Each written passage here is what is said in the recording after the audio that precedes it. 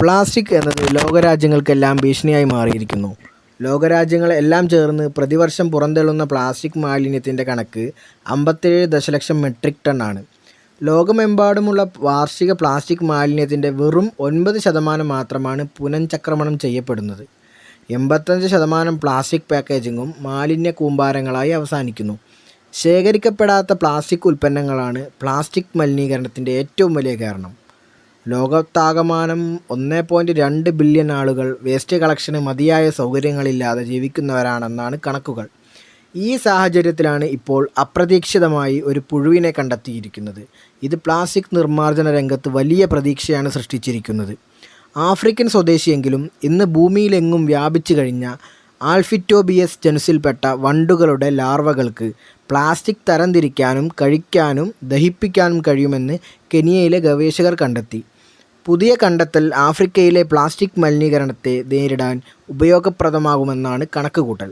ലോകാരോഗ്യ സംഘടനയുടെ കണക്കനുസരിച്ച് ലോകത്തിലെ പ്ലാസ്റ്റിക്കിൻ്റെ 5% മാത്രമേ ഉൽപ്പാദിപ്പിക്കപ്പെടുന്നുള്ളെങ്കിലും ഭൂമിയിൽ ഏറ്റവും കൂടുതൽ പ്ലാസ്റ്റിക് മലിനീകരണമുള്ള രണ്ടാമത്തെ ഭൂഖണ്ഡമാണ് ആഫ്രിക്ക. സ്റ്റൈറോഫോം ഭക്ഷണപാത്രങ്ങളിലും പാക്കേജിങ്ങിലും സാധാരണയായി കാണപ്പെടുന്ന ഒരു തരം പ്ലാസ്റ്റിക്കായ പോളിസ്റ്റെറീൻ ദഹിപ്പിക്കാൻ ഈ ഭക്ഷണപ്പുഴുക്കൾക്ക് കഴിയുമെന്നാണ് ഗവേഷകരുടെ കണ്ടെത്തൽ. ഈ ഇനം പുഴുക്കളെ ആദ്യമായാണ് തിരിച്ചറിയുന്നത്. ഇവ പുതിയ ഉപജാതിയായിരിക്കാമെന്നാണ് ഗവേഷകരുടെ അനുമാനം.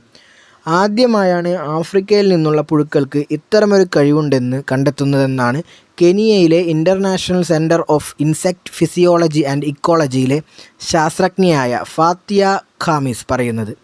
ഇത് സംബന്ധിച്ച് പ്രബന്ധം കഴിഞ്ഞ സെപ്റ്റംബറിൽ സയൻറ്റിഫിക് റിപ്പോർട്ട്സ് ജേണലിൽ പ്രസിദ്ധീകരിച്ചു. ഗവേഷണത്തിൻ്റെ ഭാഗമായി ലാർവകൾക്ക് നൽകിയ പോളിസ്റ്റെറൈൻ്റെ 50% വരെ കഴിക്കാൻ അവയ്ക്ക് കഴിഞ്ഞെന്നും ഗവേഷകർ നിരീക്ഷിച്ചു.